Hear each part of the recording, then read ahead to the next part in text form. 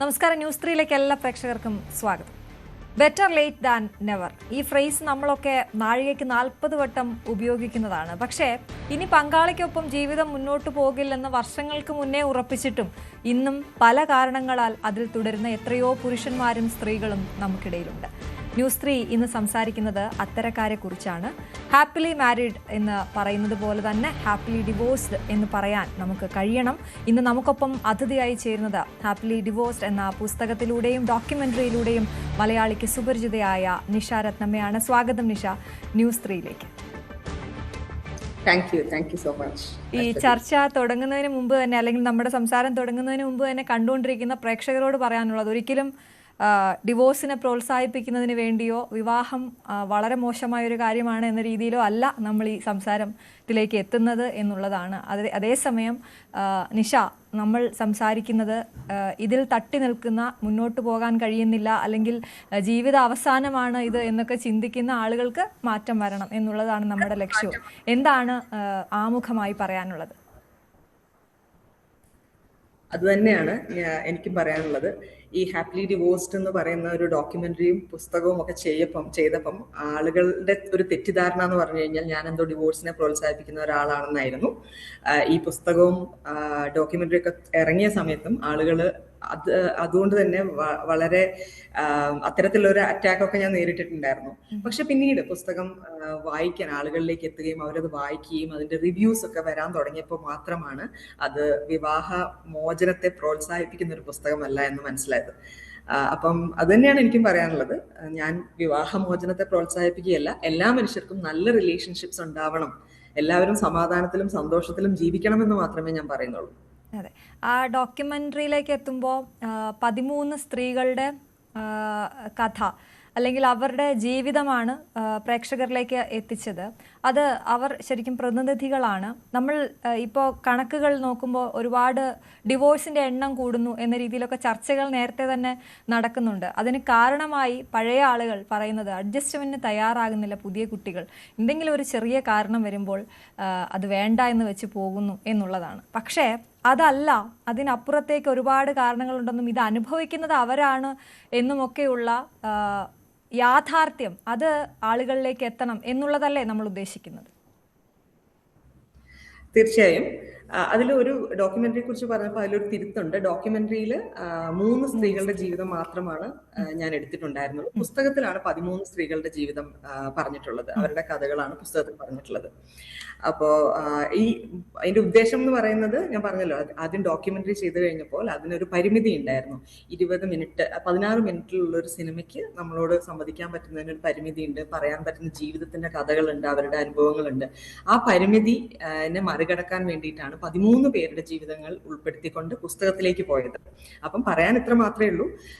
Divorce എന്ന് പറഞ്ഞു കഴിഞ്ഞാൽ അതൊരു ജീവിതത്തിന്റെ അവസാനമല്ല. പൊതുസമൂഹം, നമ്മൾ പൊതുവെ മനുഷ്യന്മാര് ഒക്കെ വിചാരിക്കുന്ന പോലെ തന്നെ ഡിവോഴ്സ് എന്ന് പറഞ്ഞു കഴിഞ്ഞാൽ എന്തോ ട്രാജഡി ആണെന്നോ അല്ലെങ്കിൽ അത് ജീവിതത്തിന്റെ അവസാനമാണെന്നോ ചിന്തിച്ചിരിക്കുന്ന ഒരു മനുഷ്യരുടെ ഇടയിലേക്ക് ഡിവോഴ്സിന് ശേഷവും ജീവിതമുണ്ട് എന്നും അങ്ങനെ ജീവിക്കുന്ന മനുഷ്യരുടെ കഥകൾ ഇവിടെ ഉണ്ട് എന്നും പറയാൻ വേണ്ടിയിട്ടാണ് ഈ ഡോക്യുമെന്ററിയും സിനിമയൊക്കെ ചെയ്തിട്ടുള്ളത്. ഓക്കെ, പക്ഷേ ഈ ഹാപ്പിലി ഡിവോഴ്സ്ഡ് എന്ന് പറയുന്ന അതിന് വളരെ പ്രാധാന്യമില്ലേ? കാരണം ഈ ഡിവോഴ്സിന് ശേഷം എന്തോ ദുരിതം നമ്മളെ കാത്തിരിക്കുന്നു, നമ്മളെന്തോ ഒരു വെറുക്കപ്പെട്ടയാളാണ്, ആ രീതിയിലാണ് നമ്മളെ ട്രീറ്റ് ചെയ്തുകൊണ്ടിരിക്കുന്നത്. അതിനൊരു മാറ്റം വരണം. നമ്മളിൽ മാത്രമല്ല സമൂഹത്തിലും മാറ്റം വരേണ്ടതുണ്ട് എന്നതുകൂടിയില്ലേ? തീർച്ചയായും. അതായത് നമ്മൾ ഹാപ്പിലി മാരിഡ് എന്ന് മാത്രമേ ഇന്ന് വരെ നമ്മുടെ പൊതുസമൂഹം കേട്ടിട്ടുള്ളൂ. നമ്മൾ അങ്ങനെ മാത്രം ആളുകൾ ഉപയോഗിക്കുന്നതേ കേട്ടിട്ടുള്ളൂ. അങ്ങോട്ടാണ്, ആ ഒരു സമൂഹത്തിലേക്കാണ് നമ്മൾ ആദ്യമായിട്ട് ഹാപ്പിലി ഡിവോഴ്സ്ഡ് എന്ന് പറയുന്നത്. അപ്പം ഞാൻ പ്രതീക്ഷിച്ചത് വളരെ വലിയൊരു ആക്രമമൊക്കെ എനിക്ക് നേരിടേണ്ടി വരും എന്നാണ്. പക്ഷെ സർപ്രൈസിംഗ്ലി അങ്ങനെയൊന്നും അല്ല ഉണ്ടായത്. ആ പൊതുസമൂഹം അല്ലെങ്കിൽ നമ്മുടെ കേരള സമൂഹം പെട്ടെന്ന് ആ വാക്കിനെ അക്സെപ്റ്റ് ചെയ്യും. കൊള്ളാലോ, ഇത് ഇങ്ങനെ തന്നെയാണല്ലോ ആവേണ്ടത് എന്നുള്ളൊരു ചിന്തയിലേക്ക് അവർ എത്തിയിട്ടുണ്ടെന്നാണ് എനിക്ക് തോന്നുന്നത്. കാരണം ഇതിന്റെ റീസൺ എന്താന്ന് വെച്ചാൽ അങ്ങനെ ആരും പറയാൻ ധൈര്യപ്പെട്ടില്ല എന്നാണ്. അത് സമൂഹത്തിനെ പേടിച്ച് തന്നെയാണ്. കാരണം സമൂഹത്തിൽ ഈ ഡിവോഴ്സ് എന്ന് പറയുന്നത് ഒരു ടാബു ആണ്, നമുക്ക് എല്ലാവർക്കും അറിയാം. അതുകൊണ്ട് തന്നെ ഡിവോഴ്സ്ഡ് ആയിട്ടുള്ള മനുഷ്യരും അല്ലെങ്കിൽ ഡിവോഴ്സിന് ശേഷം സമാധാനത്തോടെ ജീവിക്കുന്ന മനുഷ്യർ പോലും അവരുടെ മാരിറ്റൽ മാരിറ്റൽ സ്റ്റേറ്റസിനെ മറച്ചു വെച്ചുകൊണ്ടാണ് ജീവിക്കുന്നത്. ഡിവോഴ്സ് ആണെന്ന് പറയാൻ എല്ലാവർക്കും ഭയമോ മടിയോ നാണക്കേടോ എന്തൊക്കെയോ കാരണങ്ങൾ കൊണ്ട് മറച്ചു വെച്ച് ജീവിച്ചുകൊണ്ടിരുന്ന മനുഷ്യരിലേക്ക് ഇങ്ങനെ ഒരു ഓപ്ഷൻ കൊടുത്തു. അതായത് ഞാൻ പറഞ്ഞല്ലോ, എൻ്റെ ജീവിതത്തിൽ നിന്ന് തന്നെയാണ് ഞാൻ ആ വാക്ക് ഉപയോഗിച്ചത്. അപ്പം എന്നെ പോലുള്ള ആളുകളുടെ ജീവിതവും മുന്നോട്ട് വെച്ചുകൊണ്ട് ഹാപ്പിലി ഡിവോഴ്സ്ഡ് എന്ന് പറഞ്ഞപ്പം അത് ആളുകൾക്കൊരു പുതിയൊരു തോട്ടായിട്ട് തോന്നി. അത് വലിയൊരു കേരള സമൂഹത്തിൽ അത് വളരെ വലിയതായിട്ട് ഡിസ്കസ് ചെയ്യപ്പെടുകയും ഒരുപാട് ചർച്ചകൾ ഉണ്ടാവുകയും ഒരുപാട് മനുഷ്യന്മാർ അതിനുശേഷം ഡിവോഴ്സ്ഡ് ആണെന്ന് പറയാൻ മടിച്ചിരുന്ന മനുഷ്യന്മാർ ഡിവോഴ്സ്ഡ് ആണെന്ന് പറയുകയൊക്കെ ചെയ്തിട്ടുണ്ട്. അപ്പം ആ ടേം വളരെ നന്നായി ഉപയോഗിക്കപ്പെട്ടു എന്ന് തന്നെയാണ് ഉദ്ദേശിക്കുന്നത്. നിഷ, അത് മാത്രമല്ല, അത് ഈ ആളുകളിലേക്ക് എത്തിക്കുന്നതിൽ ഒരു വലിയ വിഭാഗം സെലിബ്രിറ്റീസിന് പങ്കുണ്ട്. നേരത്തെ പറഞ്ഞതുപോലെ തന്നെ ഞാൻ ഭർത്താവുമായി പിരിഞ്ഞു കഴിയുന്ന സ്ത്രീയാണ് എന്ന് തുറന്നു പറയാൻ എത്ര പേർ മനസ്സ് കാണിച്ചു, സ്ത്രീ അല്ലെങ്കിൽ പുരുഷൻ രണ്ടുപേരും ആയിക്കൊള്ളട്ടെ, അങ്ങനെ എത്ര പേർ മനസ്സ് കാണിച്ചു എന്നുള്ളതാണ്. പക്ഷെ അവിടെ നിങ്ങളെപ്പോലെയുള്ള എഴുത്തുകാരും ഡയറക്ടേഴ്സും ഒക്കെ മുന്നിലേക്ക് വന്നപ്പോൾ, അല്ലെങ്കിൽ ഇൻഫ്ലുവൻസേഴ്സും ഒക്കെ മുന്നിലേക്ക് വന്നപ്പോൾ ഞാൻ ഒറ്റയ്ക്കാണ് അല്ലെങ്കിൽ ഞാൻ സിംഗിൾ പാരൻ്റ് ആണ് എന്നൊക്കെ ുള്ള വാക്കുകൾ കൂടുതൽ പോപ്പുലറായി ഉപയോഗിക്കുന്നു. അതിനൊന്നും ഒരു മടിയും കൂടാതെ മുന്നോട്ട് പോകുന്നു. ഇതൊന്നും ഒന്നിൻ്റെയും അവസാനമല്ല എന്ന് ഉറക്കെ പറയാൻ അത്തരത്തിലൊരു ഇടപെടൽ നിങ്ങളുടെയൊക്കെ ഭാഗത്തു നിന്നും ഉണ്ടായി. ഒപ്പം ഈ സെലിബ്രിറ്റീസിൻ്റെ ഭാഗത്തു നിന്നും അത്തരത്തിൽ ഞങ്ങൾ ഹാപ്പിലി ഡിവോഴ്സ്ഡ് ആണ് എന്ന് പറയാൻ അവരൊരു ധൈര്യം കാണിക്കുന്നുണ്ട്. അതിനൊക്കെ ഒരു തിരികൊളുത്തലായി അല്ലേ ഈ ഹാപ്പിലി ഡിവോഴ്സ്ഡ് എന്നുള്ള നിങ്ങളുടെ പുസ്തകവും ഡോക്യുമെൻ്ററിയും ഒക്കെ? ഞാൻ അങ്ങനെയൊന്നും വിശ്വസിക്കുന്നില്ല. ഇപ്പം ഞാൻ പറഞ്ഞല്ലോ, എൻ്റെ ഒരു ഈ ഡോക്യുമെന്ററിയോ അല്ലെങ്കിൽ പുസ്തകം ചെയ്യാനുണ്ടായിരുന്ന ഒരു കാരണം ആ വിസ്മയ എന്ന് പറയുന്ന പെൺകുട്ടിയുടെ ആത്മഹത്യയാണെന്ന് ഞാൻ പലയിടത്തും പറഞ്ഞിട്ടുണ്ട്. അപ്പം ഞാൻ ഇതിങ്ങനെ ഒരു എന്താ പറയാ, മാറ്റമുണ്ടാവണം. ഒരു മനുഷ്യരും ആത്മഹത്യ ചെയ്യരുത്, ഒരു പെൺകുട്ടിക്കും ജീവിതം മടുത്ത് അല്ലെങ്കിൽ ഇതോടുകൂടി ജീവിതം അവസാനിച്ചു എന്ന് ചിന്തിച്ച ഒരു കുട്ടിയും ആത്മഹത്യ ചെയ്യരുത് എന്നുള്ളൊരു ആഗ്രഹത്തിന്റെ മേലെയാണ് ഞാൻ ഈ ഒരു ചാലഞ്ച് പോലെ ഞാൻ എൻ്റെ ജീവിതത്തെ കുറിച്ച് പറയാൻ ശ്രമിച്ചത്. ഞാൻ പറഞ്ഞപ്പോൾ അത് ഹാപ്പിലി ഡിവോഴ്സ്ഡ് തന്നെയാണ്, എൻ്റെ ലൈഫിനെ കുറിച്ച് പറഞ്ഞു.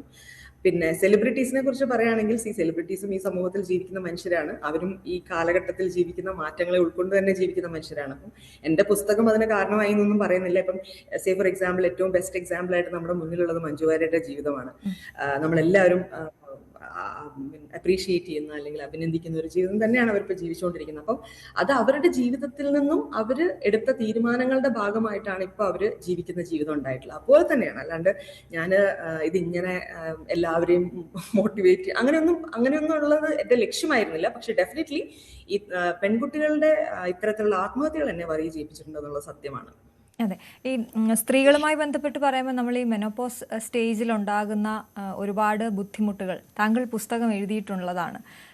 ഈ 40s ഉണ്ടാകുന്ന ബുദ്ധിമുട്ടുകളെ കുറിച്ച് അത് ആ ഘട്ടത്തിലൂടെ കടന്നു പോകുമ്പോൾ നമുക്കുണ്ടാകുന്ന അരക്ഷിതാവസ്ഥയും അല്ലെങ്കിൽ സാമൂഹ്യപരമായും മറ്റ് ഹോർമോണൽ ചേഞ്ചസ് അങ്ങനെ ശാരീരികമായും ഒക്കെ ഉണ്ടാകുന്ന ഒരുപാട് ബുദ്ധിമുട്ടുകൾ ആ സമയത്ത് ഒപ്പം നിൽക്കാതെ വരുമ്പോൾ നമ്മൾ ഇനി ഒറ്റയ്ക്ക് മുന്നോട്ട് പോകാമെന്ന് ചിന്തിക്കുന്ന അതിലേക്കൊക്കെ കാര്യങ്ങൾ നീങ്ങുന്നു. അങ്ങനെ ഈ പകുതി വഴിയിൽ എത്തുമ്പോഴാണ് ഇനി ഞാൻ മുന്നോട്ട് പോകുന്ന ഒറ്റയ്ക്കാണെന്നൊരു തീരുമാനം. അതിനെക്കുറിച്ചൊക്കെ എന്താണ് പറയാനുള്ളത്? ആ തീരുമാനം എടുക്കുന്ന സമയം അത് വൈകിപ്പോയി അങ്ങനെയാണോ?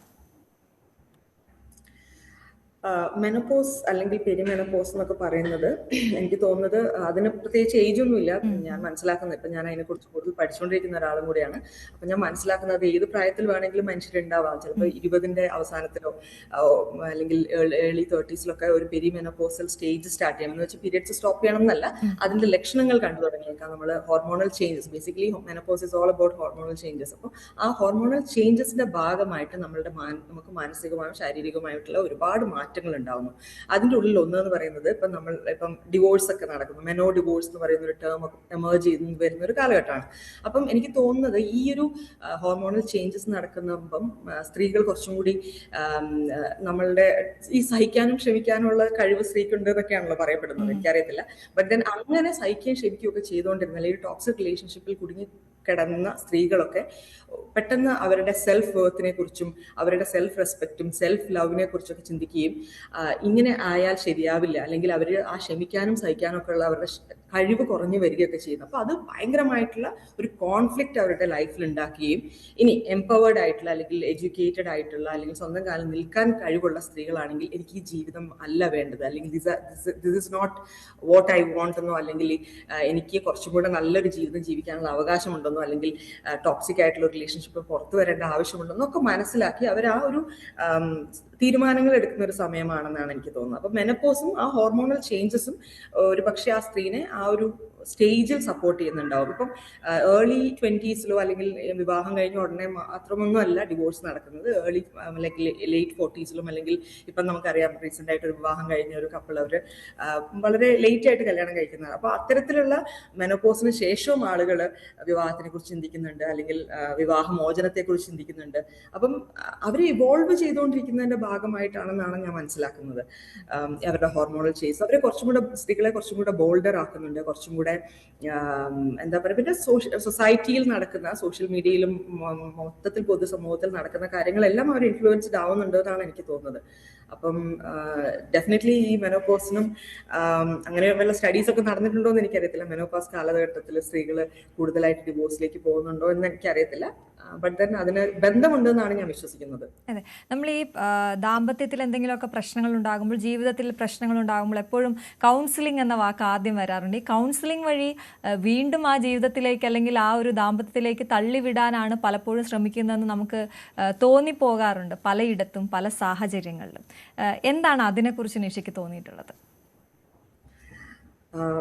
കൗൺസിലിംഗ് എന്ന് പറയുന്നത് പ്രത്യേകിച്ച് നമ്മുടെ സമൂഹത്തിൽ ഒരു സ്ത്രീയോട് വീണ്ടും സഹിക്കൂ, ക്ഷമിക്കൂ, ഇതല്ലേ ജീവിതം, ഇങ്ങനെയൊക്കെയാണ് വിവാഹം എന്ന് പറയുന്ന ഒരു സാധനമായിട്ടാണ് എനിക്ക് ഇതുവരെയും തോന്നിയിട്ടുള്ളത്.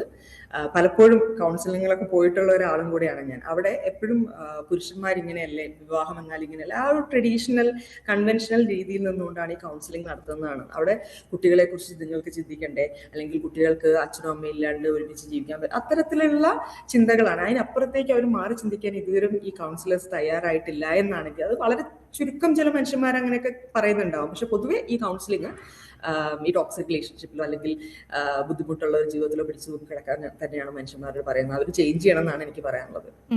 ഈ പല സെലിബ്രിറ്റീസും ഈ ഡിവോഴ്സ് എന്ന് പറയുന്ന സംഭവത്തിൽ ഈ പറഞ്ഞതുപോലെ ഞങ്ങൾ ഇനി നല്ല സുഹൃത്തുക്കളായിരിക്കും എന്ന് പറഞ്ഞുകൊണ്ട് ചിലപ്പോൾ കേക്ക് കട്ടിങ് വരെ ചെയ്ത് പിരിയുന്ന ആളുകളുണ്ട്. അത് വളരെ ചുരുക്കം ആളുകളാണ് അങ്ങനെ. രണ്ടുപേരും ഓക്കെ, നമ്മൾ ഇനി ഇങ്ങനെ മുന്നോട്ട് പോകാൻ നമുക്ക് പറ്റില്ല, നമുക്ക് രണ്ട് വ്യക്തികളായി മുന്നോട്ട് പോകാമെന്ന് തീരുമാനിക്കുന്നതും മുന്നോട്ട് പോകുന്നത്. അതിനുശേഷം അവർ വീണ്ടും ഒരു കണ്ടുമുട്ടൽ അല്ലെങ്കിൽ ഒരുമിക്കുന്നതിൻ്റെയൊക്കെ ഒരു സാധ്യത, അതും ഈ ഡിവോഴ്സിന്റെ നൂലാമാലകളും നിയമങ്ങളും, അതിനെക്കുറിച്ചൊക്കെ നിഷയ്ക്ക് എന്താണ് പറയാനുള്ളത്?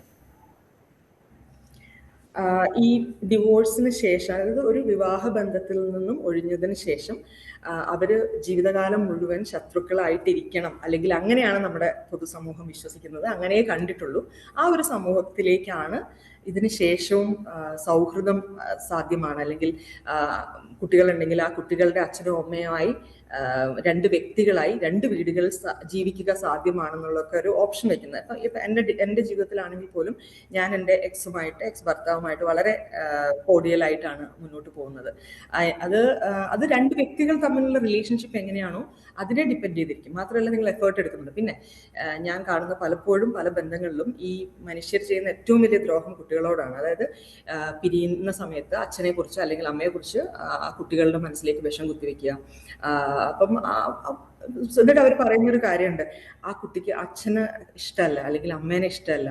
ഇത് നമ്മളാണ് കുട്ടികളെ വളർത്തുന്നത്. നമ്മൾ കുട്ടികളോട് നമ്മളുടെ വെറുപ്പും വൈരാഗ്യമാണ് നമ്മൾ കുട്ടികളിലേക്ക് പറഞ്ഞത്. അത് ചെയ്യരുത് എന്ന് തന്നെയാണ് അവരോട് ചെയ്യുന്ന ഏറ്റവും വലിയ ദ്രോഹമായിരിക്കും അതെന്ന് തന്നെയാണ് ഞാൻ പറയുന്നത്. കുട്ടികൾക്ക് അവർക്ക് അച്ഛനും അമ്മയും വേണം. അത് പിരിഞ്ഞിട്ടാണെങ്കിൽ അങ്ങനെ തന്നെ ആവണം. അത് ഒരു സൗഹൃദം സാധ്യമാണ്. അങ്ങനെ ആയിരിക്കണം ബന്ധങ്ങൾ എന്നാണ് ഞാൻ വിശ്വസിക്കുന്നത്. അതായിരിക്കണം ഇനിയുള്ള തലമുറയെങ്കിലും കണ്ടുവരുന്നത്. അല്ലാണ്ട് മനുഷ്യൻ കുറച്ചുകൂടെ പൊറുക്കാനും മറക്കാനും ഒക്കെ പഠിക്കണം എന്ന് തന്നെയാണ് എനിക്ക് തോന്നുന്നത്. ഈ ഡിവോഴ്സിന് ശേഷമുള്ള സ്വാതന്ത്ര്യം, അതിനെക്കുറിച്ച് വിശദമായി എഴുതിയിട്ടുണ്ടല്ലോ. പലരുടെയും അനുഭവങ്ങളിൽ നിന്ന് അവർ പറയുന്നതൊക്കെ ഡോക്യുമെൻ്റ് ചെയ്തിട്ടുള്ള ആളുകൂടിയാണ്. അത് തമ്മിൽ എങ്ങനെയാണ് ബന്ധപ്പെട്ട് കിടക്കുന്നത്? പലപ്പോഴും നമുക്കൊരു പണ്ട് കാലത്താണെങ്കിൽ അവരൊന്നും ആരും ഫിനാൻഷ്യലി സ്റ്റേബിൾ ആയിരിക്കില്ല, അല്ലെങ്കിൽ ഒറ്റയ്ക്ക് നിൽക്കാൻ പറ്റുന്നവരായിരിക്കില്ല, ഇൻഡിപെൻഡൻ്റായി മുന്നോട്ട് പോകാൻ കഴിയുന്നവരായിരിക്കില്ല, കുഞ്ഞുങ്ങളെ ഇട്ടിട്ട് ഈ പറഞ്ഞ പോലെ ഇറങ്ങി വരാൻ പറ്റുന്നവരായിരിക്കില്ല. പക്ഷെ ഇപ്പം അങ്ങനെയല്ല. അതുകൊണ്ട് തന്നെ ഇത്തരത്തിൽ സ്വാതന്ത്ര്യം എന്നുള്ള വാക്കും ഈ ഡിവോഴ്സും തമ്മിൽ എങ്ങനെയാണ് ബന്ധപ്പെട്ട് കിടക്കുന്നത്? ഇപ്പം നമ്മൾ മഞ്ജുവാരുടെ ജീവിതം തന്നെയാണ് എൻ്റെ മുന്നിലേക്ക് പെട്ടെന്ന് വരുന്നത്. സ്വാതന്ത്ര്യം എന്ന് പറയുന്നത് അവര് ഡിഫിക്കൽട്ട് ആയിട്ടുള്ള ഒരു റിലേഷൻഷിപ്പിൽ നിന്ന് പുറത്തു വന്നിട്ട് അവര് ഇഷ്ടമുള്ള ഒരു ജീവിതം ജീവിക്കുകയാണ്. അത് അവർ ഒറ്റയ്ക്കായിരിക്കാം, അല്ലെങ്കിൽ മറ്റൊരു വിവാഹം കഴിച്ചിട്ടാവാം, അല്ലെങ്കിൽ വേറൊരു റിലേഷൻഷിപ്പിൽ ലിവിങ് ടുഗദറിലാവാം. അത് എങ്ങനെയാണെന്നും നമ്മൾ പുറത്തു നിൽക്കുന്ന ആൾക്കാർ ജഡ്ജ് ചെയ്യേണ്ട ആവശ്യമില്ല. അവരുടെ സ്വാതന്ത്ര്യം അവർ തന്നെ ഡിഫൈൻ ചെയ്യണം എന്നാണ് എനിക്ക് പറയാനുള്ളത്. പിന്നെ എല്ലാ മനുഷ്യർക്കും ഇതിനൊക്കെയുള്ള അവകാശമില്ലേ? ആണുങ്ങൾക്ക് മാത്രമല്ലല്ലോ, പുരുഷന്മാര് അവരുടെ സൗഹൃദങ്ങളും അവരുടെ ഇഷ്ടമുള്ള ഇടങ്ങളൊക്കെ കണ്ടെത്തി തിരിച്ചറിഞ്ഞ് അതിൽ ജീവിതം എൻജോയ് ചെയ്യുന്നത് പോലെ തന്നെ നമുക്ക് സ്ത്രീകൾക്കും ഉണ്ടെന്നാണ് വിശ്വസിക്കുന്നത്. അത് അങ്ങനെ തന്നെ ആയിരിക്കണം എന്നും വിശ്വസിക്കുന്നു. പിന്നെ ഈ സ്വാതന്ത്ര്യം സ്ത്രീകൾ ഇപ്പോൾ കണ്ടുപിടിക്കുന്നത്, ഒന്ന് ആലോചിച്ച് നോക്കും, നമ്മൾ ഒരുപാട് കാലമായിട്ട് പെൺകുട്ടികളെ എംപവർ ചെയ്തുകൊണ്ടിരിക്കുകയായിരുന്നു. പെൺകുട്ടികളെ മാത്രം, സ്ത്രീകളെ എംപവർ ചെയ്തുകൊണ്ടിരിക്കുന്നത്. അപ്പോൾ ആ എംപവേർഡ് ആയിട്ടുള്ള, സ്വന്തം കാലിൽ നിൽക്കാൻ പ്രാപ്തിയുള്ള, സ്വന്തം അവകാശങ്ങളെ കുറിച്ച് കൃത്യമായ ബോധ്യങ്ങളുള്ള ഒരു പറ്റം സ്ത്രീകളും പെൺകുട്ടികളുമാണ് നമ്മുടെ മുന്നിൽ നിൽക്കുന്നത്. അപ്പോൾ അവർക്ക് എന്താണ് വേണ്ടതെന്ന് അവർക്ക് കൃത്യമായിട്ട് അറിയാം. അപ്പം അവരവരുടെ വഴിക്ക് വിടണമെന്നാണ് എനിക്ക് തോന്നുന്നത്. ഒരു കാര്യം കൂടി ചോദിക്കട്ടെ നിഷയ്ക്ക് പേഴ്സണലി അനുഭവമുള്ളത് കൂടി ആയതുകൊണ്ടാണ് ചോദിക്കുന്നത്. നമ്മൾ ഈ ഡിവോഴ്സിന് ശേഷമുള്ള സോഷ്യൽ മീഡിയയിലുള്ള പോസ്റ്റുകളൊക്കെ നമ്മൾ കണ്ടിട്ടുണ്ട്. അവർ കടന്നു പോകേണ്ട അവസ്ഥ, അപ്പോൾ ഉണ്ടാകുന്നൊരു പെയിൻ, ആ പെയിൻ തീർച്ചയായും ഉണ്ടാകുമല്ലോ അല്ലേ മിക്ക ബന്ധങ്ങളിലും. പിന്നീട് അതിനെ തരണം ചെയ്യുന്ന കാര്യങ്ങളൊക്കെ, അതൊക്കെ നിഷയുടെ ഈ റിസർച്ചിലൊക്കെ വന്നിരുന്നോ? തീർച്ചയായും സെപ്പറേഷൻ എന്ന് പറയുന്നത് ഒട്ടും ഈസി ആയിട്ടുള്ള ഒരു പ്രോസസ്സ് അല്ല, വളരെ പെയിൻഫുൾ ആണ്. അപ്പം പ്രത്യേകിച്ച് കുട്ടികളും കൂടെ ഉൾപ്പെടുമ്പോൾ അത് ഭയങ്കര ഡിഫിക്കൽട്ടായിരിക്കും. ആർക്കും അങ്ങനെയുള്ള ഡിഫിക്കൽട്ടായിട്ടുള്ള ഒരു സിറ്റുവേഷൻ ഉണ്ടാവരുന്നത് തന്നെയാണ് ഞാൻ ആഗ്രഹിക്കുന്നത്.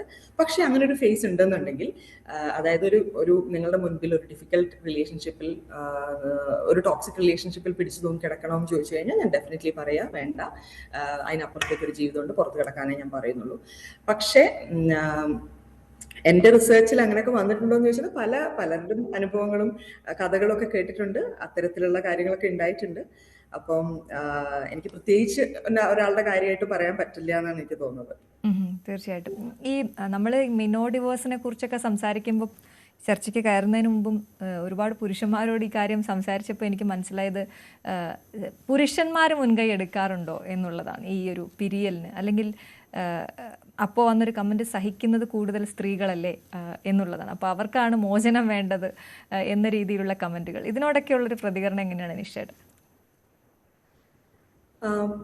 ഞാൻ ഈ ഡിവോഴ്സ് എന്ന് പറയുമ്പം, അല്ലെങ്കിൽ ഈ ഹാപ്പിലി ഡിവോഴ്സ്ഡ് എന്ന് പറയുന്ന പുസ്തകത്തിൽ, അല്ലെങ്കിൽ ഈ ഒരു കോൺസെപ്റ്റ് മുന്നിലേക്ക് വെക്കുമ്പോൾ ഞാൻ ഒരിക്കലും പറയുന്നില്ല സ്ത്രീകൾ എല്ലാം ഭയങ്കര എന്താ പറയാ, എല്ലാം സഹിക്കുന്നത് സ്ത്രീകളാണെന്നോ, എല്ലാം സഹിക്കുന്നത് പുരുഷന്മാരാണെന്നോ, ഇതിന്റെ പിന്നിൽ ടോക്സിക് ആയിട്ടുള്ള എല്ലാവരും പുരുഷന്മാർ, അങ്ങനെ ഒന്നും ഞാൻ പറയുന്നില്ല. ഇതിനോട് ജെൻഡർ ഒന്നും ഇല്ല എന്നാണ് ഞാൻ മനസ്സിലാക്കുന്നത്. ചില ബന്ധങ്ങൾ നമുക്ക് കാണാം സ്ത്രീകളായിരിക്കും സഹിക്കുന്നത്, ചില ബന്ധങ്ങൾ പുരുഷന്മാരും സഹിക്കുന്നുണ്ട്. പക്ഷേ അവിടെ പുരുഷന്മാർക്ക് ഒരുപാട് പ്രിവിലേജ് ഉണ്ട്. ആ ഒരു സമൂഹത്തിൽ അവർക്ക് ഒരുപാട് സപ്പോർട്ട് കിട്ടുന്നുണ്ട്. അവരുടെ ജീവിതം മുന്നോട്ട് കൊണ്ടുപോകാൻ കുറച്ചും കൂടി ഈസിയറാണ്. അപ്പം അതുകൊണ്ട് തന്നെ ഇത് കമ്പയർ ചെയ്യാൻ നമുക്ക് ഭയങ്കര പറ്റില്ല എന്നാണ് എനിക്ക് തോന്നുന്നത്.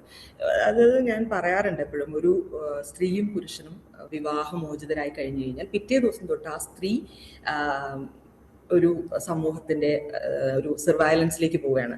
അവരെങ്ങോട്ട് പോകുന്നു, എന്ത് ചെയ്യുന്നു, ആരോട് സംസാരിക്കുന്നു, എന്ത് ഭക്ഷണം കഴിക്കുന്നു, എന്ത് വസ്ത്രമിടുന്നു തുടങ്ങി എല്ലാ കാര്യങ്ങളിലും സമൂഹവും കുടുംബവും സുഹൃത്തുക്കളും ഒക്കെ ഒരു ക്യാമറ വെച്ച് നോക്കിക്കൊണ്ടിരിക്കുന്ന. എന്നാൽ പുരുഷനെ അതേ സമയത്ത് അവർ വെറുതെ വിടുകയാണ് ചെയ്യുന്നത്. അയാൾ അന്ന് പിറ്റേ ദിവസം മുതലൊരു ബാച്ചിലറാണ്. അയാൾ എങ്ങോട്ട് പോകുന്നു, ആരോടൊപ്പം കിടക്കുന്നു, ആരോടൊപ്പം സൗഹൃദം ഉണ്ടാക്കുന്നു, ഇതൊന്നും ആരുടെയും ഒരു എന്താ പറയുക, ആരും അത്ര അന്വേഷിക്കാറില്ല. അയാളൊരു പുരുഷനല്ലേ എന്ന് പറയുന്ന ഒരൊറ്റൊരു ഡയലോഗിൽ ഈ സ്ത്രീക്ക് ടാബു ആയിട്ടുള്ള എല്ലാ കാര്യങ്ങളും പുരുഷന്മാർക്ക് സമൂഹം എളുപ്പമാക്കി കൊടുക്കുന്നുണ്ട് എന്നാണ് എനിക്ക് തോന്നുന്നത്. അതുകൊണ്ട് കമ്പാരിസൺ ഇവിടെ നടത്താൻ ബുദ്ധിമുട്ടാണ്. പിന്നെ പുരുഷന്മാർ ഇനീഷ്യേറ്റ് ചെയ്യുന്നുണ്ടോ എന്ന് ചോദിച്ചു കഴിഞ്ഞാൽ, നമ്മുടെ സമൂഹം സ്ത്രീകളോടാണ് കൂടുതലും സഹിക്കാനും ക്ഷമിക്കാനും പറയുന്നത്. കുറേയൊക്കെ കുടുംബങ്ങളിൽ കാണുന്നത് പുരുഷന്മാരുടെ പ്രിവിലേജുകളിൽ നിന്നുകൊണ്ട് അവര് വേണമെന്ന് വെച്ചാലും അങ്ങനെ ഇനീഷ്യേറ്റ് ചെയ്യുന്നതല്ല. പലപ്പോഴും ഇപ്പൊ കൂടുതലും ഞാൻ മനസ്സിലാക്കുന്നത് സ്ത്രീകളാണ് വിവാഹമോചനങ്ങൾക്ക് ഇനീഷ്യേറ്റ് ചെയ്യുന്നത്. അവരാണ് കോടതികളിലേക്ക് പോകും, വിവാഹമോചനം ആവശ്യപ്പെടുകയും ചെയ്യുന്നതെന്നാണ് എനിക്ക് മനസ്സിലാവുന്നത്. പിന്നെ ഇതിനോടൊപ്പം എനിക്ക് ചേർത്ത് പറയാനുള്ള വേറൊരു കാര്യം കൂടെ ഉണ്ട്. പലപ്പോഴും പല കുടുംബങ്ങളിലും പുരുഷന്മാർക്ക് എന്തുകൊണ്ടാണ് ഈ സ്ത്രീ വിവാഹമോചനം വേണമെന്ന് ആവശ്യപ്പെടുന്നതെന്ന് പോലും മനസ്സിലാകുന്നില്ല. കാരണം അവരനുഭവിക്കുന്ന പ്രിവിലേജ് എന്താണെന്ന് അവർക്ക് മനസ്സിലാവുന്നില്ല. ഈ സ്ത്രീയുടെ റൈറ്റ്സ് എന്താണെന്ന് മനസ്സിലാവുന്നില്ല. ചില ആൾക്കാരൊക്കെ ചോദിക്കുന്നത്, ഞാനൊന്ന് രണ്ടെണ്ണം പൊട്ടിച്ചപ്പോഴത്തേക്ക് ഇവൾ എന്തിനാ അത്ര വലിയ പ്രശ്നം ഉണ്ടാക്കുന്നതെന്ന് ചോദിക്കുന്നു. ആ പറയുന്നതിലെ പ്രശ്നം എന്താണെന്ന് അവർക്ക് മനസ്സിലാവുന്നത്, ഭാര്യയെ തല്ലുന്നത് വളരെ, അല്ലെങ്കിൽ എനിക്ക് ദേഷ്യം വന്നപ്പോൾ ഞാനൊന്ന് തല്ലി, അതിന് ഇത്രമാത്രം പ്രശ്നം ഉണ്ടാക്കാറുണ്ടോ എന്നൊക്കെ ചോദിക്കുന്നത്. അപ്പൊ ഈ ഡൊമസ്റ്റിക് വയലൻസ് ആക്ട് 2005 എന്റെ വിശ്വാസം നിലവിൽ വന്നതിനെ കുറിച്ചൊന്നും അവർക്ക് യാതൊരുവിധ ബോധ്യവും ഇല്ല. അപ്പം ക്ലൂലെസ് ആയിട്ടുള്ള ഒരു പറ്റും മനുഷ്യര് ഒരു വശത്ത് നിന്ന് ഈ ഭാര്യമാർ, ഈ പെണ്ണുങ്ങളൊക്കെ എന്തിനാണ് ഈ ഡിവോഴ്സ് ആവശ്യപ്പെടുന്നത്. അതിനോടൊപ്പം ഒരു കാര്യം കൂടി സ്ഥിരം ചോദിക്കുന്ന ഒരു ചോദ്യമാണ്, എന്തിന്റെ കുറവാണ് അവൾക്ക് ഇവിടെ എന്നുള്ളത്. എക്സാക്ട്ലി, എന്തിന്റെ കുറവ് അവൾക്ക് ഇവിടെ, എല്ലാം ഇല്ലേ എന്നാണ് ചോദിക്കുന്നത്. അപ്പം ബേസിക്കലി ആ രീതിയിൽ സത്യം പറഞ്ഞു കഴിഞ്ഞാൽ ആണുങ്ങൾ വളരെ നിഷ്കുകളാണെന്നാണ് എനിക്ക് തോന്നുന്നത്. അവർക്കൊന്നും മനസ്സിലായിട്ടില്ല എന്താണ് സംഭവിക്കുന്നത് എന്ന്, സ്ത്രീകളുടെ ആവശ്യം എന്താണെന്നോ അവരുടെ അവകാശങ്ങളെ കുറിച്ചോ അവരൊരു മനുഷ്യരാണെന്നോ പോലും തിരിച്ചറിയാൻ പറ്റാത്ത ഒരു പറ്റം മനുഷ്യന്മാരാണ് അപ്പുറത്ത് നിൽക്കുന്നതെന്നാണ് എനിക്ക് തോന്നുന്നത്. അതിൻ്റെ കൂടെ തന്നെ ഈ വേറൊരു പറ്റം ആൾക്കാരുണ്ട്, ഈ ഫെമിനിസം ഒക്കെ പറഞ്ഞ് അല്ലെങ്കിൽ സ്ത്രീ സമത്വം ഒക്കെ പറഞ്ഞ് ഒക്കെ നിൽക്കുന്ന വേറെ മനുഷ്യന്മാർ, മുഖം മൂടിയിട്ട് നിൽക്കുന്ന മനുഷ്യന്മാരുണ്ട്. ഈ സ്വന്തം വീട്ടിലേക്ക് കയറുമ്പം അവർ ആ പുരോഗമനത്തിന്റെ ചെരുപ്പ് അഴിച്ചു വെച്ച് വീട്ടിലേക്ക് കയറുന്ന മനുഷ്യന്മാരുണ്ട്. അപ്പം പലതരത്തിലുള്ള മനുഷ്യന്മാരാണ്. ഈ പുതിയ ജനറേഷനുകളെ, അവരുടെ ഗ്യാപ്പിനെ കുറിച്ചൊക്കെ നമ്മൾ സംസാരിക്കും. പുതിയ ആൺകുട്ടികളെ അമ്മമാർ വളർത്തേണ്ടത് എങ്ങനെ എന്നതിനെ കുറിച്ചൊക്കെ വലിയ ചർച്ചകളൊക്കെ നടക്കുന്ന കാലമാണ്. അതേ സമയത്ത് തന്നെ നിഷ ഇപ്പോഴും ഈ സ്വന്തം കുടുംബത്തിൽ ഒരു മകൾ, അമ്മ എനിക്കിനി അയാളെ സഹിക്കാൻ വയ്യ, എനിക്കിനി അവിടെ നിൽക്കാൻ വയ്യ, ഞാൻ അങ്ങോട്ട് വരികയാണെന്ന് പറയുമ്പോൾ, നീ ഇങ്ങോട്ട് വന്ന ബാക്കി ഇവിടെ ഉള്ള, എനിക്ക് തോന്നുന്നു നിഷയുടെ ഇൻ്റർവ്യൂവിൽ തന്നെ ഞാൻ കേട്ടതാണ്, നീ ഇങ്ങോട്ട് വന്നു കഴിഞ്ഞാൽ ബാക്കിയുള്ള പെൺകുട്ടികളെ ഞങ്ങൾ എന്ത് ചെയ്യും എന്ന ചോദ്യം. അതിപ്പോഴും ഉണ്ടല്ലേ, ഈ നമ്മൾ വലിയ പുരോഗമനത്തെക്കുറിച്ച് സംസാരിച്ചുകൊണ്ടിരിക്കുമ്പോഴും മാറുന്നില്ല ഒരു വിഭാഗം ആളുകൾ എന്നുള്ളതാണ്. എനിക്ക് തോന്നുന്നത് ഇനി നമ്മുടെ ഒരു 2-3 തലമുറയൊക്കെ കഴിയേണ്ടി വരുമായിരിക്കണം അങ്ങനെയുള്ള ഒരു, ഇങ്ങോട്ട് പോരെ, അല്ലെങ്കിൽ അതല്ല നിനക്ക് അങ്ങനെ ഒരു സ്ഥലത്ത് ജീവിക്കണ്ട എന്ന് പറയാൻ ധൈര്യപ്പെടുന്ന പേരൻസ് ഇനി കുറച്ചും കൂടെ കഴിയണം എന്നാണ് എനിക്ക് തോന്നുന്നത്. പക്ഷെ പെൺകുട്ടികൾക്ക് ആ ഒരു ബോധ്യം തിരിച്ചു വന്നു. ഇത് എനിക്ക് ഇങ്ങനെയുള്ള റിലേഷൻഷിപ്പ് അല്ല വേണ്ടതെന്ന് പെൺകുട്ടികൾക്ക് വേഗം തിരിച്ചറിയുന്നുണ്ട്. ഒരു ടോക്സിക് റിലേഷൻഷിപ്പ് എന്താണെന്ന് നമുക്ക് മനസ്സിലാക്കാൻ പറ്റുന്നുണ്ട്.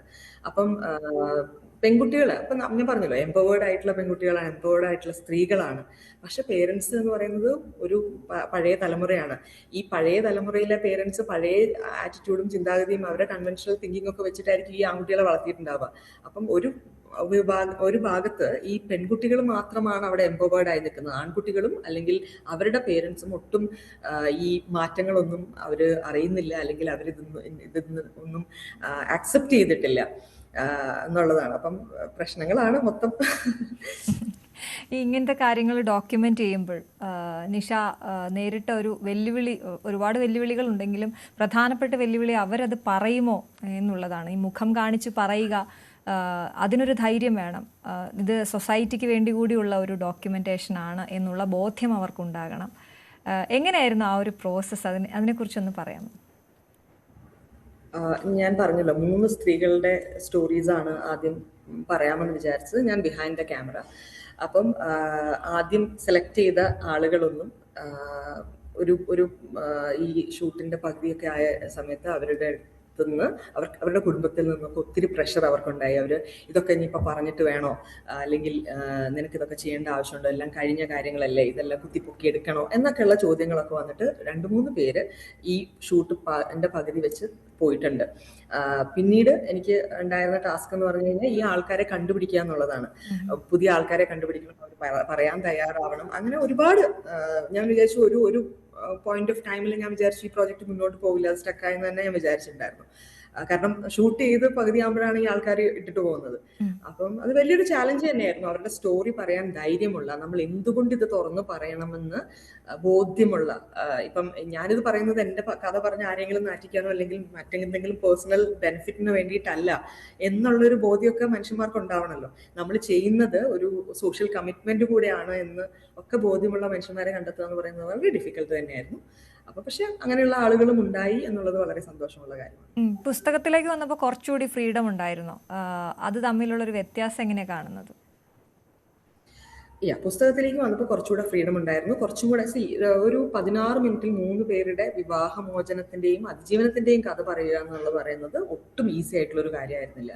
പക്ഷെ പുസ്തകത്തിന് അങ്ങനെയാണ് ഞാൻ കുറച്ചും കൂടെ ഡീറ്റെയിൽഡ് ആയിട്ടുള്ള കഥ അല്ലെങ്കിൽ അവരുടെ ജീവിതത്തിൽ എന്ത് സംഭവിച്ചു എന്ന് ഡീറ്റെയിൽ ആയിട്ട് മനുഷ്യന്മാരോട് പറയണം എന്നുള്ളതുകൊണ്ടാണ് പുസ്തകത്തിലേക്ക് വന്നത്. അപ്പോൾ അവർക്ക് അവിടെ സ്പേസ് ഉണ്ട്. അവർ തന്നെയാണ് ആ കഥ പറയുന്നത്. അവർക്കത് ഏത് രീതിയിൽ പറയണമെന്നൊക്കെ, ഏത് രീതിയിൽ പറയണം എന്ന് പറഞ്ഞു കഴിഞ്ഞാൽ കൃത്യമായി ഞാൻ പുസ്തകത്തിലേക്ക് വരുമ്പോൾ ഞാൻ വളരെ ഡോക്യുമെന്ററിയിലും പുസ്തകത്തിലും ഞാൻ പറഞ്ഞിട്ടുള്ള ഒരു കാര്യമുണ്ട്. ഇതൊരു ആരെയും കുറ്റപ്പെടുത്താനോ വിഴുപ്പലക്കാനോ ഉള്ള സ്പേസ് അല്ല, നിങ്ങൾ അതിജീവനത്തിന്റെ കഥ പറയാന്ന്. അതാണ് ഞാൻ നേരത്തെ പറഞ്ഞ ഈ ആളുകൾ ഞാൻ വിവാഹമോചനത്തെ പ്രോത്സാഹിപ്പിക്കുന്നു എന്ന് പറഞ്ഞപ്പോൾ ഞാൻ ഒന്നും മിണ്ടിയിട്ടുണ്ടായിരുന്നില്ല, അതിനൊരു മറുപടിയും പറഞ്ഞില്ല. നിങ്ങൾ പുസ്തകം വായിക്കും അല്ലെങ്കിൽ ഡോക്യുമെന്ററി കാണുമെന്നായിരുന്നു പറഞ്ഞിട്ടുള്ളത്. അപ്പം ഈ അതിജീവനമായിരുന്നു ഞാൻ ഫോക്കസ് ചെയ്തത്. അതിജീവനം നമ്മൾ സമൂഹത്തിലേക്ക് മുന്നിലേക്ക് വെച്ചു കൊടുക്കുമ്പോൾ അത് ഒരു ഡെഫിനറ്റ്ലി ഒരു ഇമ്പാക്ട് ഉണ്ടാവും, അല്ലെങ്കിൽ അത് ജീവിതം വഴിമുട്ടി നിൽക്കുന്ന ഒരുപാട് പേർക്ക് അത് മോട്ടിവേഷൻ ആയിരിക്കും. C there are people outside here happy ആയിട്ട് ജീവിക്കുന്ന മനുഷ്യന്മാരുണ്ട് വിവാഹമോചനത്തിന് ശേഷം എന്ന് അവരുടെ അതിജീവനത്തിലൂടെ പറയണം എന്നുള്ളതായിരുന്നു. ആ രീതിയിൽ അത് വളരെ സക്സസ്ഫുൾ ആയിട്ട് ആളുകൾ എടുത്തു. ഇപ്പോഴും ആൾക്കാർ ഒരുപാട് പുസ്തകം വായിക്കുകയും പിന്നെ എനിക്ക് റിവ്യൂസ് തരികയൊക്കെ ചെയ്യാറുണ്ട്. അതെ നിഷ, നമ്മൾ നേരത്തെ ഒന്ന് പറഞ്ഞു പറഞ്ഞോളൂ. ഒരു കൂടെ എനിക്ക് ആഡ് ചെയ്യാനുണ്ട്. ഈ പുസ്തകം പലപ്പോഴും കോടതി മുറികളിൽ വക്കീലന്മാര് സജസ്റ്റ് ചെയ്യാറുണ്ട്, കൗൺസിലേഴ്സ് സജസ്റ്റ് ചെയ്യാറുണ്ട്, ഡോക്ടേഴ്സ് സജസ്റ്റ് ചെയ്യാറുണ്ട്. കുടുംബങ്ങളിൽ ഇപ്പം വിവാഹമോചനത്തിലേക്ക് ഒക്കെ പോയിക്കൊണ്ടിരിക്കുന്ന കുടുംബങ്ങളിൽ ഈ പുസ്തകം സജസ്റ്റ് ചെയ്യാറുണ്ട്. അതൊക്കെ വളരെ സന്തോഷത്തോടു കൂടി പലരും എന്നോട് പറയാറുണ്ട്. ഓക്കെ, നമ്മൾ നേരത്തെ പറഞ്ഞു പോയതാണ് ഇതിൽ ഏറ്റവും കൂടുതൽ സ്ട്രഗിൾ ചെയ്യുന്ന ഒരു വിഭാഗം കുഞ്ഞുങ്ങളാണ് എന്നുള്ളത്. അത് ഏത് പ്രായത്തിലുള്ള കുഞ്ഞുങ്ങളോ ആയിക്കോട്ടെ, അമ്മയും അച്ഛനും അവർക്കൊപ്പം എപ്പോഴും വേണമെന്നായിരിക്കും കുഞ്ഞുങ്ങളുടെ ആഗ്രഹം. പക്ഷേ നിർഭാഗ്യവശാൽ ആ സമയത്ത് നമുക്ക് പറ്റില്ല, ബുദ്ധിമുട്ടാണ് മുന്നോട്ട് പോകാൻ. പക്ഷേ പല ബന്ധങ്ങളിലും കുഞ്ഞുങ്ങളെ പറഞ്ഞുകൊണ്ട്, അതായത് അവരുടെ ഭാവി ഓർത്താണ് ഞാൻ പോകാത്തത് എന്ന് അവരുടെ മുന്നിൽ വെച്ച് തന്നെ വലിയ വഴക്കും ബഹളവും ഒക്കെ ഉണ്ടാക്കുന്ന മാതാപിതാക്കൾ നമ്മൾ കണ്ടിട്ടുണ്ട്. ഇപ്പോഴും അവർ തിരിച്ചറിയുന്നില്ല, ഒരുപക്ഷെ അവർ മാറി നിൽക്കുന്നതായിരിക്കും ആ കുഞ്ഞുങ്ങളുടെ ഭാവിക്ക് നല്ലത്, അല്ലെങ്കിൽ അവരുടെ സ്വഭാവ രൂപീകരണത്തിന് നല്ലത് എന്നുള്ളത്. ഇത്രയും കാലം നമ്മൾ ആളുകളോട്, പ്രത്യേകിച്ച് സ്ത്രീകളോട് പറഞ്ഞു പഠിപ്പിച്ചത് അങ്ങനെയാണ്, നിങ്ങൾ നിന്റെ കുഞ്ഞിനെ ഓർത്ത് നീ ഒന്ന് സഹിക്കുക എന്നാണ്. അപ്പൊ അത് കണ്ടിന്യൂ ചെയ്ത് പോകുന്ന ഒരു വിഭാഗം ഇപ്പോഴും അവരുടെ കുഞ്ഞുങ്ങളെ മുന്നിൽ വെച്ചിട്ട് തന്നെയാണ് പറയുന്നത് കുട്ടിന്റെ പ്രശ്നം. പക്ഷെ അവരൊരിക്കലും മറിച്ച് ചിന്തിക്കുന്നില്ല. ഒരു ടോക്സിക് ആയിട്ടുള്ള ഒരു ഫാമിലിയിൽ ടോക്സിക് ആയിട്ടുള്ള പേരൻസിന്റെ ഇടയിൽ ജീവിക്കുന്ന ഒരു കുട്ടിയുടെ മാനസികമായിട്ടുള്ള പ്രശ്നങ്ങൾ, അവരുടെ എല്ലാ കൈൻഡ് ഓഫ് ഡെവലപ്മെന്റ് ആ കുട്ടിക്ക് എത്രമാത്രം ട്രോമ ഉണ്ടാക്കുന്നു. എല്ലാ ദിവസവും അടിയും വഴക്കും ബഹളവും സമാധാനവും ഇല്ലാത്തൊരു കുടുംബത്തിൽ ജനിച്ച് വളർന്ന് ജീവിക്കേണ്ടി വരുന്ന ഒരു കുട്ടിയുടെ അവസ്ഥയെക്കുറിച്ച് നമ്മൾ മാറി നിന്ന് ചിന്തിച്ചു നോക്കിക്കഴിഞ്ഞാൽ, അല്ലെങ്കിൽ അത് ചിന്തിക്കാൻ പറ്റുകയാണെങ്കിൽ ഡെഫിനറ്റ്ലി നമുക്ക് അതിന്റെ പ്രശ്നങ്ങൾ മനസ്സിലാവും. അപ്പം ഇപ്പം എൻ്റെ മോനടക്കം പലപ്പോഴും പറഞ്ഞിട്ടുണ്ട്, അമ്മ ഇതായിരുന്നു ഇത് അമ്മ എടുത്ത ഡിസിഷനാണ് നല്ലത് എന്ന് പറഞ്ഞിട്ടുണ്ട്. അതായത് ഞങ്ങൾ രണ്ടുപേരും എടുത്ത ഡിസിഷൻ ആയിരുന്നു നല്ലതെന്ന് എൻ്റെ മോൻ എന്നോട് എപ്പോഴും പറഞ്ഞിട്ടുണ്ട്. കാരണം അവൻ രണ്ടുപേരെടുത്തും ഹാപ്പിയാണ്, അവന് 2 പേരൻസും ഉണ്ട്. അപ്പം കുട്ടികളാണെങ്കിലും അവർക്കും സന്തോഷം, അത് അവരുടെ റൈറ്റും കൂടിയാണ്. അവർക്കും സന്തോഷമുള്ള സമാധാനമുള്ള ഒരു കുടുംബജീവിതം, അല്ലെങ്കിൽ കുടുംബജീവിതം നല്ല ഒരു ചൈൽഡ്ഹുഡ് ഉണ്ടാക്കുക, അവരുടെ ഒരു ജീവിതം നന്നായി പോകണമെന്നുണ്ടെന്നുണ്ടെങ്കിൽ ചെറുപ്പത്തിലെ നമ്മൾ കൊടുക്കുന്ന അനുഭവങ്ങളും ഒക്കെ തന്നെയാണ് അവരുടെ സ്വഭാവത്തിനെ ഷേപ്പ് ചെയ്യുന്നത്. അപ്പം അത് മനസ്സിലാക്കിയിട്ട് വേണമെന്നുണ്ടെങ്കിൽ നിർബന്ധമായും പിരിഞ്ഞു തന്നെ ജീവിക്കണം എന്നാണ് എനിക്ക് പറയാനുള്ളത്. അല്ലാതെ കുഞ്ഞുങ്ങൾക്ക് വേണ്ടിയിട്ട് സാക്രിഫൈസ് ചെയ്യുക എന്ന് പറയുന്നത് അതൊരു ലെയിം എക്സ്ക്യൂസ് ആയിട്ടാണ് എനിക്ക് തോന്നുന്നത്. ഈ ഹാപ്പിലി ഡിവോഴ്സ്ഡ് എന്നുള്ള വാക്ക് തന്നെ വളരെ പ്രാധാന്യമുള്ളതാണ്. അത് ഏത് വ്യൂവിൽ നോക്കിയാലും ഈ ഹാപ്പി ആയിട്ടാണോ ഡിവോഴ്സ് ചെയ്യുന്നത്, അതോ ഡിവോഴ്സിന് ശേഷം ഹാപ്പി ആകുന്നു എന്നാണോ എന്നൊക്കെ ഒരുപാട് സംശയങ്ങൾ ഈ പദം വരുമ്പോഴേക്കും ഉണ്ടാകും. പല രീതിയിലാണല്ലോ ഈ ഡിവോഴ്സ് വരുന്നത്. എന്താണ് അങ്ങനെ ഒരു പുസ്തകത്തിന് അങ്ങനെ ഒരു പേര്, അല്ലെങ്കിൽ ഡോക്യുമെൻ്ററിക്ക് അങ്ങനെ ഒരു പേര് നിശ്ചയിച്ചപ്പോൾ അതിനെക്കുറിച്ച് കുറേ ചിന്തിച്ചിരുന്നു, അതോ പെട്ടെന്ന് ഉള്ള തോട്ടായിരുന്നു? ഞാൻ ഒരിക്കലും ഹാപ്പി ആയിട്ട് സന്തോഷത്തോടു കൂടി ഡിവോഴ്സ് ചെയ്ത ഒരാളല്ല. ഞാൻ എവിടെയും അത് പറഞ്ഞിട്ടില്ല. ഡിവോഴ്സ് എന്ന് പറയുന്നത് വളരെ പെയിൻഫുൾ ആയിട്ടുള്ള, എല്ലാ മനുഷ്യർക്കും അങ്ങനെ തന്നെ ആയിരിക്കുമെന്ന് തന്നെയാണ് ഞാനും വിശ്വസിക്കുന്നത്. എനിക്കത് വളരെ പേഴ്സണലായിരുന്നു, വളരെയധികം ബുദ്ധിമുട്ട് അനുഭവിച്ച ഒരു ഫേസ് ആയിരുന്നു അത്. ഒരുപാട് കാലത്തെ ആലോചനകൾക്ക് ശേഷം എടുത്ത തീരുമാനമായിരുന്നു. അപ്പൊ അതുകൊണ്ട് ഞാൻ ഒരിക്കലും ഹാപ്പി ആയിട്ട് ഡിവോഴ്സ് ചെയ്ത ആളല്ല. അതുകൊണ്ട് എന്താ പറയാ, അങ്ങനെയല്ല എൻ്റെ അർത്ഥം. ഹാപ്പിലി ഡിവോഴ്സ്ഡ് എന്ന് പറഞ്ഞാൽ ഹാപ്പി ആയിട്ട് ഡിവോഴ്സ് ചെയ്യുക എന്നുള്ളതല്ല, മറിച്ച് ഡിവോഴ്സിന് ശേഷം ഹാപ്പിനെസ് കണ്ടെത്തി എന്നുള്ളതാണ്. പിന്നെ ഒരു പേരിൽ എന്തിരിക്കുന്നു എന്നുള്ളത് ചോദ്യം. മാത്രമല്ല ഈ പേര് എനിക്ക് പേഴ്സണലി എനിക്ക് ഭയങ്കര ഇഷ്ടമായിരുന്നു. ഞാൻ പറഞ്ഞല്ലോ, എൻ്റെ ജീവിതത്തിന്റെ ഒരു റിഫ്ലക്ഷൻ ആയിട്ടാണ് ഞാൻ ആ പേരിനെ ചൂസ് ചെയ്തതും കണ്ടതും. അത് മുന്നോട്ട് ആ ഒരു ആശയത്തെ, പിന്നെ ഹാപ്പിലി മാരിഡ് എന്ന് പറയുന്ന ഒരു കോൺസെപ്റ്റിന് ഒരു ചെക്ക് വെക്കുക എന്നുള്ളതും കൂടെ എനിക്കുണ്ടായിരുന്നു. അപ്പൊ അങ്ങനെ എല്ലാം കൂടെ ചേർന്നിട്ടാണ്, അല്ലാണ്ട് ഒരിക്കലും ഹാപ്പി ആയിട്ട് ഡിവോഴ്സ് ചെയ്തു എന്ന് ഇതിനർത്ഥമില്ല. തീർച്ചയായിട്ടും Nisha, thank you so much ഇത്രയും സമയം ഞങ്ങൾക്ക് വേണ്ടി ചിലവഴിച്ചതിന്. വർക്കിൻ്റെ ഇടയിലാണ് വന്നത്. ഒപ്പം നമ്മുടെ ഈ ചെറിയ സമയത്തുള്ള സംസാരം ആർക്കെങ്കിലും ഒക്കെ ഉപകാരപ്പെടുമെങ്കിൽ ഉപകാരപ്പെടട്ടെ. നിങ്ങൾ ഇതുവരെ പുസ്തകം വായിക്കാത്തവരുണ്ടെങ്കിൽ പുസ്തകം വായിക്കുക, ഡോക്യുമെൻ്ററി കാണാത്തവരുണ്ടെങ്കിൽ ഡോക്യുമെൻ്ററി കാണുക. ഒരുപാട് എഴുതാൻ കഴിയട്ടെ. താങ്ക് യു സോ മച്ച് ഞങ്ങൾക്ക് അതിഥിയായി എത്തിയത്. Thank you so much. Thank you. Nice talking to you too. Thank you. News 3 ഇവിടെ പൂർണ്ണമാവുകയാണ്. പുതിയ അതിഥിയുമായി വീണ്ടും കാണാം. നമസ്കാരം.